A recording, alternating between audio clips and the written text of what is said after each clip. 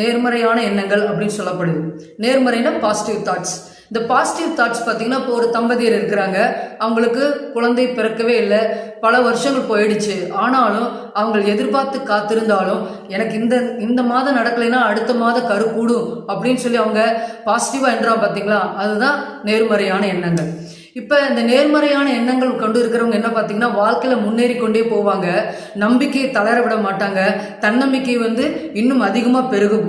அதே போல் முயற்சி பண்ணி கொண்டே இருப்பாங்க.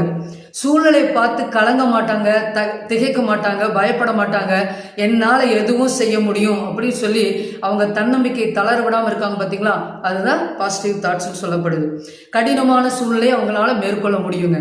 இப்போ வேதாகத்தில் வாசிக்கிறோம், பிலிப்பியர்ல என்னை பலப்படுத்துகிற கிறிஸ்துவினாலே எல்லாவற்றையும் செய்ய எனக்கு பலனுண்டு என்று சொல்லி வேதத்தில் வாசிக்கிறோங்க. அப்போ இந்த சூழ்நிலை, கடினமான சூழ்நிலையில, எதுவுமே நடக்க முடியாத சூழ்நிலையில கர்த்தராக இயேசு கிறிஸ்து என்னோடு கூட இருக்கிறார், அவருடைய பலன் எனக்குள்ள இருக்கு, அதை மேற்கொள்ள முடியும்னு சொல்லி அவரையே சார்ந்து கொள்ளும் பொழுது, அவரையே நம்பும் பொழுது, அவரையே விசுவாசிக்கும் பொழுது இந்த காரியமெல்லாம் ஜெயமாய் மாறும். வேதத்துல வாசிக்கிற ஆபிரகாம் தேவனை விசுவாசித்தார், அது அவனுக்கு நீதியாக எண்ணப்பட்டதுன்னு சொல்லி வேதத்துல வாசிக்கிறோங்க.